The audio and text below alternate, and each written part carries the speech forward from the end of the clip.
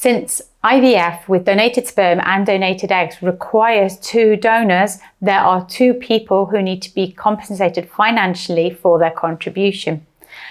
Therefore, the cost of this treatment does increase quite significantly, and it is one of the more expensive assisted reproduction treatments available.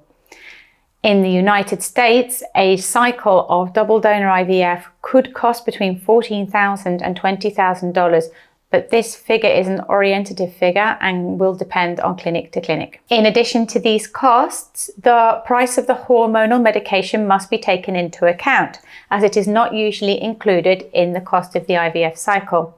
The recipient woman needs the hormonal medications to prepare her endometrium, and the donor woman needs to have hormonal medications to prepare and to develop multiple oocytes. Hormonal medication can cost an additional $3,000 to $5,000.